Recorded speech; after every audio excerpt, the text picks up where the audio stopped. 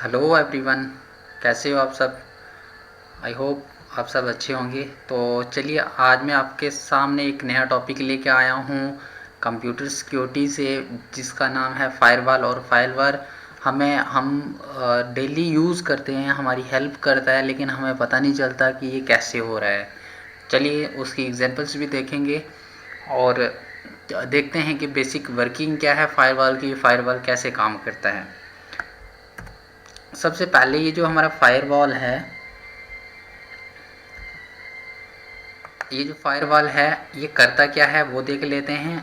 तो it monitors and control incoming and outgoing traffic based on pre defined rules. ये क्या करता है, जो इनकमिंग पैकेट या फिर आउटगोइंग ट्रैफिक अगर की बात करें तो वो क्या होता है, जब आप कोई डेटा एक्सेस करते हो या फिर आप डेटा शेयर करते हो किसी के साथ, तो उसको हम कहते हैं इनकमिंग और आउटगोइंग ट्रैफिक। ठीक है, ट्रैफिक जो भी हम डेटा वगैरह सेंड करते हैं या फिर रिसीव करते हैं। ठीक है, तो ये जो फायरवॉल है ये क्या करता है, ये मॉनिटर करता है और उसको कंट्रोल करता है कि इसको जो कुछ भी हम सेंड कर रहे हैं या कुछ जो भी रिसीव कर रहे हैं उसको क्या करता है, ये कंट्रोल करता है, मॉनिटर करता है। किसके through? With the help of pre defined rules. हम क्या करते हैं, कुछ रूल्स पहले से डिफाइन कर देते हैं उसमें। ठीक है, जिसके बेसिस पे वो उनको चेक करता है और चेक करने के बाद या तो उसे सेंड करेगा या फिर रिसीव करेगा। वो हम आगे एग्जांपल में देखेंगे। नेक्स्ट कहते हैं it acts like a barrier. हम इसे कह सकते हैं कि ये एक बैरियर की तरह एक्ट करता है। नेक्स्ट, जो फायरवॉल है वो हम ये कह सकते हैं कि दो टाइप्स की है। एक को हम होस्ट बेस्ड कहते हैं, जो सॉफ्टवेयर बेस्ड होती है, और दूसरा होता है नेटवर्क बेस्ड। नेटवर्क बेस्ड हो गया जो हार्डवेयर बेस्ड होती है। तो हम ये कह सकते हैं जो फायरवॉल है हमारे पास दो टाइप की होती है, एक तो सॉफ्टवेयर बेस्ड होती है, एक हार्डवेयर बेस्ड होती है। तो अगर आपको क्वेश्चन कहीं आता है या पूछा जाता है कि जो फायरवॉल है वो हार्डवेयर पार्ट है, सॉफ्टवेयर है, या फिर दोनों है, तो आप आंसर लिख सकते हो दोनों। ठीक है, बोथ। चलिए नेक्स्ट, अब ये कुछ ग्राफिकल रिप्रेजेंटेशन है फायरवॉल की, तो मैं बता देता हूँ वो कैसे होता है। ये हमारा ये एक नेटवर्क है। ठीक है, ये एक ऑर्गेनाइजेशन का ये नेटवर्क है। ये किसी कॉलेज का नेटवर्क हो सकता है, किसी कंपनी का नेटवर्क हो सकता है, मतलब किसी घर का हो सकता है जिसने अपने घर में अपना ही एक नेटवर्क बनाया होगा, इंटरनेट लगवाया है और उसी के साथ बाकी सारे सिस्टम कनेक्टेड किए हैं। ये अपना प्राइवेट किसी का भी हो सकता है। ठीक है, और ये जो नेटवर्क होता है ये ट्रस्टेड होता है। बात समझे, ये क्या होता है, ये ट्रस्टेड होता है, मतलब विद इन द नेटवर्क जो भी हम डेटा शेयर करेंगे हमें पता है ये अथेंटिक है और इसमें कोई भी मतलब अटैक या कोई इरेलीवेंट इन्फॉर्मेशन नहीं है। ठीक है, जिससे आपके सिस्टम को कोई नुकसान हो सकता है। ठीक है, अब जो हमारा प्राइवेट नेटवर्क है और इस साइड देखें तो ये हमारा है एक्सटर्नल नेटवर्क, जिसे पब्लिक नेटवर्क कहते हैं, और ये अनट्रस्टेड होता है। और ये हमारा है इंटरनेट। क्या है? इंटरनेट है। ये हमारा ये वाला जो नेट है, नेटवर्क है, ये इंटरनेट है। ठीक है, ये जो इंटरनेट है इसमें आप देखो कि आपको मतलब कलेक्शन मिलती है नेटवर्क्स की। ठीक है, तो जैसे ये है, तो ये एक मतलब सिंपल एक डिवाइस नहीं है, ये एक नेटवर्क है, ये दूसरा नेटवर्क है। तो इस ये जो एक्सटर्नल नेटवर्क है वो क्या होता है, वो कम्बिनेशन होता है, कलेक्शन होती है डिफरेंट नेटवर्क्स की। बात समझ आई। तो ये जो हमारा इंटरनेट है या एक्सटर्नल नेटवर्क है ये ट्रस्टेड नहीं होता है। तो अब उसमें से जो कोई भी इंफॉर्मेशन आपके पर्सनल इधर से यहाँ पे पर्सनल नेटवर्क पे जो भी इंफॉर्मेशन आ रही है उससे हमें थ्रेट हो सकती है। ठीक है, वो हमारा डेटा एक्सेस करने की कोशिश कर सकते हैं, डेटा को लॉस करने की कोशिश कर सकते हैं, डेटा करप्ट हो सकता है, या कुछ कोई मतलब इंफॉर्मेशन है जो इम्पोर्टेंट इन्फॉर्मेशन है वो थेफ्ट करने की कोशिश कर सकता है हैकर। तो ये जो इन बिटवीन जो हमारे पास फायरवॉल है, ये जो प्राइवेट नेटवर्क और जो पब्लिक नेटवर्क है उसके बीच होती है, और ये हमें प्रोटेक्ट करती है इस चीज़ से।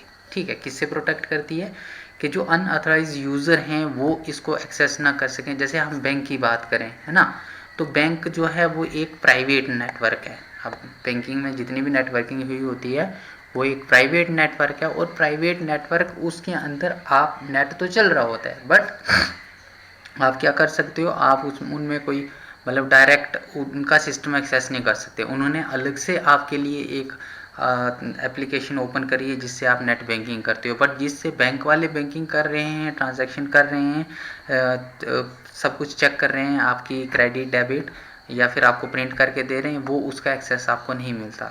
यूज़र को नेट बैंकिंग मिलती है, लेकिन उनके लिए अलग से एक हमारे पास पोर्टल है। ठीक है, चलिए नेक्स्ट। अब ये जो नेटवर्क फायरवॉल है, ये एक हमारे पास है पैकेट फिल्टरिंग फायरवॉल। इसको हम लेयर 4 कहते हैं। तो लेयर 4 ये कौन सी है, ये टीसीपी की लेयर है। हमारे पास दो मॉडल आते हैं, OSI model and TCP/IP model. ठीक है, तो ये जो है हमें पता है जो नेटवर्क लेयर है OSI रेफरेंस मॉडल है, उसमें हमारे पास 7 लेयर्स हैं। कितनी हैं, 7 लेयर्स। ठीक है, और जो हमारे पास TCP/IP मॉडल है उसमें हमारे पास 5 लेयर्स हैं। ठीक है, कितनी है, 5 लेयर्स। ठीक, जो हमारा ये पैकेट फिल्टरिंग फायरवॉल है ये काम करता है 4th लेयर पे। किसकी 4th लेयर, इस TCP लेयर TCP जो मॉडल है उसकी जो 4th लेयर है उस पे काम करता है। जैसे हमें पता है हमारे पास एक फिजिकल लेयर है। ठीक है, देन हमारे पास फिजिकल लेयर आती है, डेटा लिंक लेयर आती है। ठीक है, उसके बाद नेटवर्क लेयर आती है हमारे पास, देन हमारे पास ट्रांसपोर्ट लेयर आती है। ठीक है, देन हमारे पास एप्लीकेशन लेयर आती है लास्ट पे। तो ये TCP की 5 लेयर्स हैं। ठीक है, अब ये कहता है कि ये जो पैकेट फिल्टरिंग फायरवॉल है ये काम करती है इस 4 पे, लेयर 4 पे। ठीक है, ये लेयर 1 2 3 4 5। ठीक है, तो ये जो ट्रांसपोर्ट लेयर पे काम करने वाली है पैकेट फिल्टरिंग लेयर, ये काम क्या करती है वो देखते हैं। Check IP header, TCP header, ये दो चीज़ें चेक करती है। ठीक है, एक IP हेडर क्या होता है, जो आपका IP एड्रेस कंटेन करता है। ठीक है, और दूसरा होता है TCP हेडर, जो होता है वो पोर्ट एड्रेस कंटेन करता है। दो चीज़ें होती हैं, दो हमारे पास एड्रेस होते हैं। ठीक है, दो एड्रेस होते हैं हमारे पास। एक तो क्या करता है, IP एड्रेस होता है जो नेटवर्क लेयर पे काम करता है, और दूसरा होता है पोर्ट एड्रेस। ये 16 बिट का होता है, और जो IP एड्रेस है ये 32 बिट का होता है। ठीक है, अब नेक्स्ट हमारे पास आता है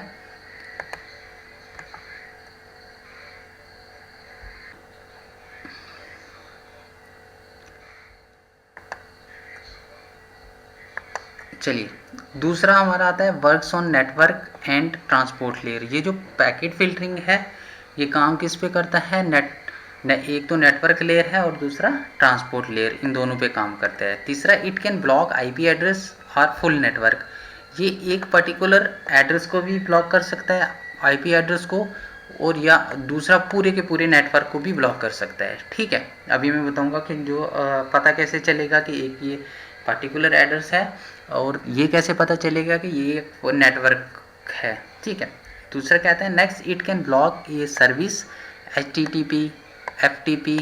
और ये जो पैकेट फिल्टरिंग फायरवॉल है ये एक मतलब एक सर्विस को भी ब्लॉक कर सकता है, जो हम कह सकते हैं कोई वेबसाइट है उसको ब्लॉक कर सकता है। जैसे मोस्टली आपने देखा होगा कि जैसे कॉलेज या यूनिवर्सिटी कॉलेज या फिर यूनिवर्सिटी में जो आपको इंटरनेट एक्सेस मिलता है उसमें आपकी फेसबुक वगैरह ओपन नहीं होती। ठीक है, तो वो उन्होंने क्या किया होता है, उन्होंने फायरवॉल में सेटिंग की होती है कि ये वाली वेबसाइट्स ओपन नहीं करना। तो इस तरीके की जो सर्विस हैं वो जो है वो ओपन नहीं करती, उसे जो फायरवॉल है वो ब्लॉक कर देता है। एक्चुअली में फायरवॉल करता क्या है, जो हमने सेटिंग की होती है और जो बाहर के एक्सटर्नल नेटवर्क से हमारे पास डेटा आता है वो चेक करता है। यहाँ फायरवॉल में फायरवॉल देखेगा, अगर इंटरनल प्राइवेट नेटवर्क उसे अलो करता है तो वो उसे जाने देगा इंटरनल नेटवर्क में, अदरवाइज यहीं पे फायरवॉल ही उसे ड्रॉप कर देता है। ठीक है, नेक्स्ट अब इसमें है कुछ डिफ़ॉल्ट अलो पॉलिसी। मतलब डिफ़ॉल्ट ये वाली वैल्यू अगर हम यहाँ पे कुछ वैल्यू प्रोवाइड कर देते हैं, ठीक है, और इन वैल्यू को रीड करके वो उन्हें एक्सेस की परमिशन नहीं देगा। ठीक है, तो पहला है हमारा, अगर यहाँ पे हम किसी भी सिस्टम का हम आईपी एड्रेस बता देते हैं, बोलते हैं कि अगर इस आईपी एड्रेस से डेटा आएगा तो उसे अलो नहीं करना। ठीक है, तो अगर ये एक सिस्टम है तो हमने एक पर्टिकुलर आईपी एड्रेस उसको बता दिया कि इस आईपी एड्रेस ये जो है 172.2.480, इसमें इस आईपी एड्रेस से कुछ भी डेटा आएगा, अगर यहाँ पे मान लो ये अभी जो हमने एड्रेस लिया वो इधर है, ठीक है, 172.2.4.80, ठीक है, ये कुछ भी है, ये एक आईपी एड्रेस है, पर्टिकुलर आईपी एड्रेस, ये यहाँ एक्सटर्नल नेटवर्क से आएगा फायरवॉल के पास। तो फायरवॉल को हमने पहले ही बोल दिया कि अगर इस वाले नेटवर्क, इस वाले आईपी एड्रेस से कुछ भी डेटा आ रहा है तो तूने क्या करना है, उसे रिजेक्ट कर देना है, उसे अलो नहीं करना। ठीक है, तो ये क्या करेगा, फायरवॉल इसको ब्लॉक कर देगा। चलिए नेक्स्ट दूसरा, फिर उसके बाद यहाँ लिखा है source port any, destination IP address any, destination port any, मतलब यहाँ पे कुछ भी, कोई भी पोर्ट हो, कोई भी हमारे पास आईपी एड्रेस हो, डेस्टिनेशन आईपी एड्रेस, मतलब किस पे जाना है तो वो मैटर नहीं करता। अगर इस वाले पैकेट से डेटा आ रहा है, जब डेटा हम सेंड करते हैं, ठीक है, तो उसमें दो चीज़ें होती हैं, एक सोर्स आईपी एड्रेस होता है, एक डेस्टिनेशन आईपी एड्रेस होता है। ठीक है, सोर्स पोर्ट भी होता है, डेस्टिनेशन पोर्ट भी होता है। और ये जो सोर्स आईपी है ये बताता है कि डेटा कहाँ से आ रहा है, और डेस्टिनेशन आईपी ये होता है कि डेटा कहाँ पे जाना है। ठीक है, तो हम यहाँ ये बता सकते हैं कि भैया अगर इस आईपी एड्रेस से कुछ डेटा आ रहा है तो उसे आप एक्सेप्ट नहीं करना, वो हमारे सिस्टम को हार्म कर सकता है। ठीक है, नेक्स्ट दूसरा आता है यहाँ पे, ये देखिए सोर्स आईपी है 152.132.0.0। जब भी आप कभी ये देखेंगे कि यहाँ देखो, पहली चीज़ ये 152 से हमें पता चल जाता है कि ये क्लास बी का आईपी एड्रेस है। ठीक है, तो क्लास बी में हमें पता है कि दो नेटवर्क, जो आईपी एड्रेस हम अगर डिवाइड करेंगे तो वो दो पार्ट में होता है, नेटवर्क पार्ट और होस्ट पार्ट में। तो इसमें दो बिट्स हमारी जो हैं, दो ब्लॉक जो हैं हमारे, वो रिजर्व होते हैं नेटवर्क के लिए, और दो ब्लॉक रिजर्व होते हैं किसके लिए, होस्ट के लिए। ठीक है, तो जब होस्ट की वैल्यू आपको 0 दिखती है तो इट मीन्स वो किसका एड्रेस होता है, वो नेटवर्क का एड्रेस होता है। किसका एड्रेस होता है, नेटवर्क का। आईपी एड्रेस अलग से मैं डिस्कस करूँगा। ठीक है, तो आपको फिलहाल इतना याद रखना है कि पहले तो आपने देख लिया कि ये कौन सी क्लास है, ये क्लास बी है। तो क्लास बी में यहाँ इसने लिखा है जो होस्ट हैं दोनों 0, इट मीन्स ये नेटवर्क एड्रेस है। अगर इस नेटवर्क से कोई भी मतलब डेटा आता है तो वो उसे भी रिजेक्ट कर देगा। यहाँ पहले वाले केस में क्या था, सिंगल एक आईपी एड्रेस उसने ब्लॉक किया था, यहाँ पे उसने क्या किया, इसने बोला कि पूरे नेटवर्क को ब्लॉक कर दे। बात समझिए, क्या करना, पूरे ही नेटवर्क को ब्लॉक कर दे, यहाँ इस नेटवर्क से कोई भी डेटा नहीं आना चाहिए। फॉर एग्जांपल अगर ऐसे हो जाए कि 152.32.0.101, ठीक है, ये एक आईपी एड्रेस आए, तो ये आईपी एड्रेस है ना, तो हमने क्या किया, हमने पूरा नेटवर्क ही ब्लॉक करवा दिया, तो ये इसे भी अलो नहीं करेगा। इन शॉर्ट, जब हम एक नेटवर्क को ब्लॉक करवा देते हैं तो उस नेटवर्क का कोई भी किसी भी आईपी एड्रेस से डेटा आए वो रिसीव नहीं करेगा। ठीक है, और नेक्स्ट हमने बता दिया कि एन या सोर्स पोर्ट कोई भी हो, डेस्टिनेशन जिस मर्जी को भेजना हो, तो हमें उससे कोई लेना देना नहीं है, कोई फ़र्क नहीं पड़ता हमें। ठीक है, बट इस नेटवर्क से डेटा नहीं आना चाहिए। थर्ड हमने क्या किया कि यहाँ पे हमने बोला सोर्स आईपी कोई भी हो, मतलब किसी भी से आए, पोर्ट भी कोई भी हो, कोई प्रॉब्लम नहीं है, बट अगर ये हमारा है 182.8.0.3, क्योंकि ये देखो यहाँ पे हमने यहाँ लिखा है 18.2, ये हमारा नेटवर्क है ना, तो ये हमारा नेटवर्क प्राइवेट नेटवर्क है, तो हम नहीं चाहते कि बाहर से कोई भी एक्सटर्नल नेटवर्क से कोई भी डेटा हमें, मतलब इंटरनल इसको एक्सेस करने की कोशिश करे। ठीक है, डेस्टिनेशन जो हमारा नेटवर्क है, अपना हमारा नेटवर्क है ये, ठीक है, 182.8.0.0, ये हमारा प्राइवेट नेटवर्क है। तो हमने इसे बोल दिया कि अगर कोई भी डेटा सेंड होता है और जिसका डेस्टिनेशन एड्रेस ये है, तो उसे अलो नहीं करना। हो सकता है ये हमारा ऐसा सिस्टम हो जिसमें एडमिन का कंट्रोल हो या फिर कुछ हमारी इम्पोर्टेंट इन्फॉर्मेशन हो, तो हमें उसका मतलब हमेशा थ्रेट रहेगी कि ये डेटा कॉन्फिडेंशियल डेटा है और ये कोई भी एक्सेस ना करे। तो इसलिए हमने क्या किया कि इसको यहाँ फायरवॉल को बता दिए कि अगर इस डेस्टिनेशन के लिए कोई भी डेटा आता है तो उसे ब्लॉक कर देना। ठीक है, नेक्स्ट हमने क्या किया, यहाँ फोर्थ में हमने बता दिया कि सोर्स आईपी कोई भी हो कोई प्रॉब्लम नहीं है, बट अगर सोर्स पोर्ट 80 है तो सोर्स पोर्ट 80 जो है वो होता है HTTP request. HTTP request means जिसकी हेल्प से हम वेब पेज जो है वो एक्सेस करते हैं। तो उसने बोला कि अगर कोई भी वेब पेज की रिक्वेस्ट आती है तो आप वो क्या करोगे, वो भी ब्लॉक कर दोगे।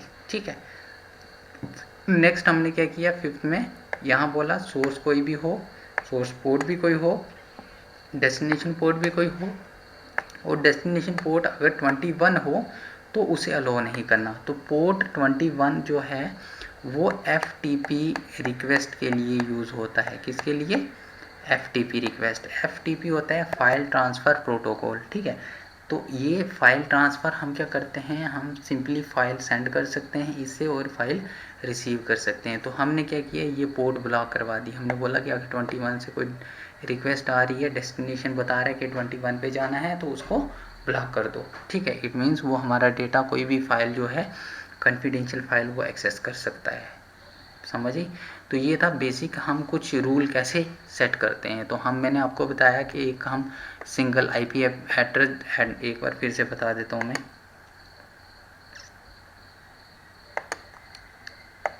हम सिंगल IP एड्रेस इस तरीके से ब्लॉक करते हैं, होल नेटवर्क इस तरीके से ब्लॉक करते हैं, डेस्टिनेशन IP एड्रेस इस तरीके से ब्लॉक करते हैं, और सोर्स पोर्ट इस तरीके से ब्लॉक करते हैं।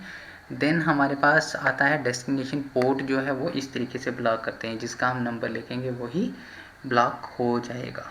ठीक है, और ये जो हमने लिखा है, जैसे ये IP एड्रेस लिखा है, ये नेटवर्क लिखा है, ये फायरवॉल इनको अलो नहीं करेगा। जैसे ही वो रीड करेगा ये पोर्ट है, ये IP एड्रेस है, ये नेटवर्क का एड्रेस है, तो वो पैकेट वहीं पे ड्रॉप कर देगा, वो इंटरनल नेटवर्क प्राइवेट नेटवर्क में आने नहीं देगा। ठीक है, नेक्स्ट इसमें आता है हमारे पास एक और एप्लीकेशन गेटवे।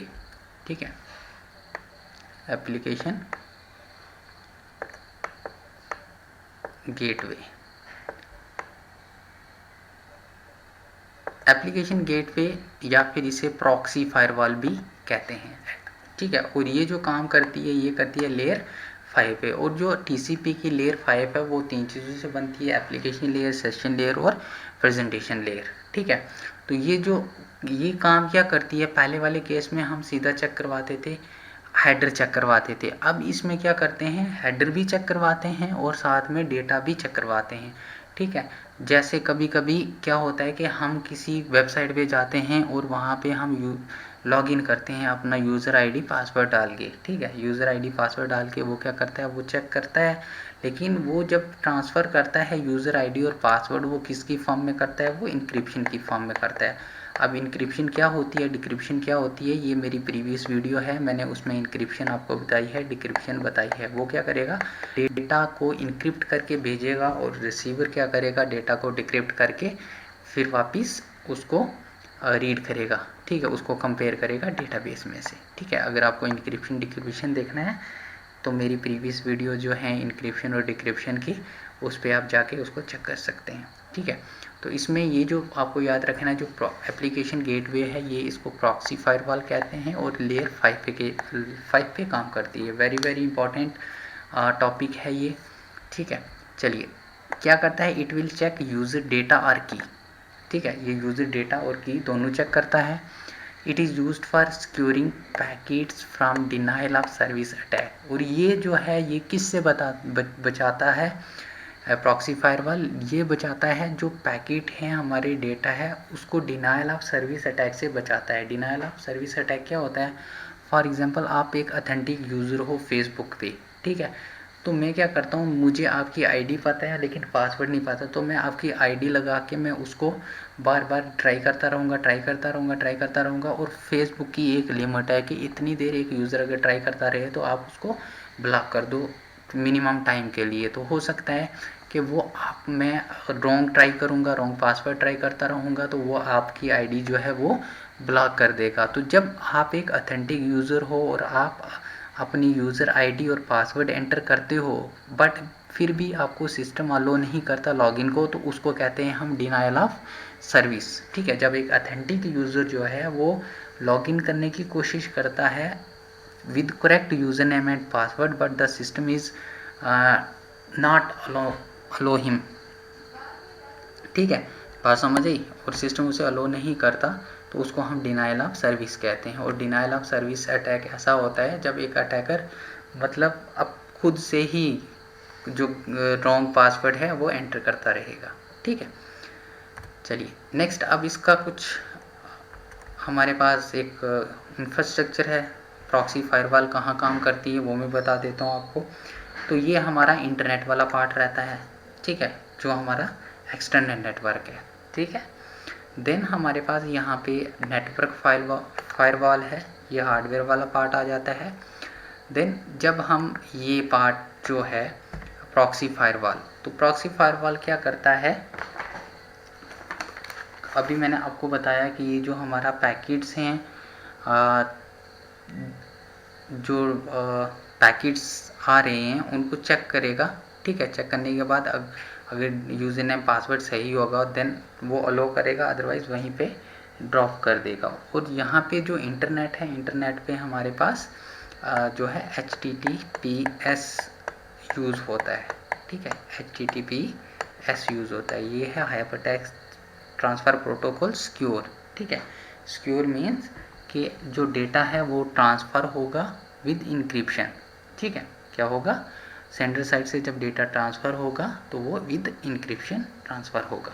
बात समझ आई, यहाँ से डेटा ट्रांसफ़र हो रहा है, देन फायरवॉल के पास जाएगा, फायरवॉल से क्रॉस होके फिर यहाँ पे प्रॉक्सी फायरवॉल के पास जाएगा। और प्रॉक्सी फायरवॉल क्या करेगा, यहाँ पे यूज़र नेम पासवर्ड चेक करेगा। जैसे हम फेसबुक की बात करते हैं तो फेसबुक इंटरनेट से तो आ रहा है, यहाँ से क्रॉस हो जाएगा फायरवॉल नेटवर्क से, देन हमारे पास यहाँ आएगा प्रॉक्सी फायरवॉल। और प्रॉक्सी फायरवॉल क्या करेगा, वो यूज़र नेम पासवर्ड आपका चेक करता है। ठीक है, फेसबुक का यूज़र नेम पासवर्ड करेक्ट होगा देन आपको वो वेब एप्लीकेशन एक्सेस करने के लिए अलो कर देगा। अगर आपका कोई ऐसी ही एप्लीकेशन है जिसमें आप डेटाबेस एक्सेस करना चाहते हो तो आप वो कर सकते हो। जैसे मेल सर्वर है तो मेल सर्वर भी ईमेल चेक करना चाहते हो तो कर सकते हो। तो बेस्ट एग्जांपल है इसकी प्रॉक्सी फायरवॉल सर्विस की। जैसे आप डेली ईमेल जो सेंड रिसीव तो करते ही हो, तो आपने कभी देखा होगा कि आपकी कुछ ईमेल्स स्पैम में पड़ी होती हैं। तो वो स्पैम में इसलिए पड़ी होती हैं कि कब उसमें कुछ ऐसा कीवर्ड मिल जाता है फायरवॉल को जो उसे मतलब लगता है कि ये सिस्टम को हार्म करेगा, तो वो उसको स्पैम में डाल देता है। ठीक है, या फिर आपके लिए कोई नया यूज़र आ जाता है जिसको आप मतलब कभी जानते नहीं हो, या फिर आपके जो डेटा से रिलेटेड नहीं है, तो वो उसको क्या करेगा, वो उसको भी स्पैम में डाल देगा। ठीक है, तो ये था कुछ बेसिक फायरवॉल का कंसेप्ट। एक बार फिर से रिवाइज कर देता हूँ। सिंपली क्या करता है, ये हमारा फायरवॉल ये मॉनिटर करता है और कंट्रोल करेगा जो मतलब डेटा हम सेंड करते हैं या फिर रिसीव करते हैं। ठीक है, और ये एक बैरियर की तरह काम करता है। ये दो टाइप्स का हो सकता है, सॉफ्टवेयर बेस्ड भी हो सकता है और हार्डवेयर बेस्ड भी हो सकता है। ठीक है, जब हम इसे होस्ट बेस पे अप्लाई करते हैं, ठीक है, तब उसे सॉफ्टवेयर बेस्ड कहते हैं। जब हम नेटवर्क पे अप्लाई करते हैं तो उसे हार्डवेयर बेस्ड कहते हैं। ठीक है, तो ये it was all about firewall. इसमें अगर आपको कोई प्रॉब्लम आती है आप मुझे कमेंट बॉक्स में कमेंट कर सकते हैं। चलिए नेक्स्ट जो मैं आपके पास नेक्स्ट टॉपिक जो है डिस्कस करूँगा वो करूँगा आईपी एड्रेस, क्योंकि अभी मैंने आपको बताया था एक नेटवर्क है या फिर आईपी एड्रेस है, तो वो इन डिटेल अगर आपको कहीं पे प्रॉब्लम आती है तो वो वापस मैं रिपीट कर दूँगा। इसके साथ मैं आपको बता दूँ कि ये जो चैनल है आप आज ये प्रोग्रामिंग एडिक्ट, आप इसे लाइक करें, शेयर करें, सब्सक्राइब करें, और जो नेक्स्ट ताकि जो मेरी नेक्स्ट वीडियो आएगी वो सबसे पहले आपके पास पहुँचे। और थैंक्स।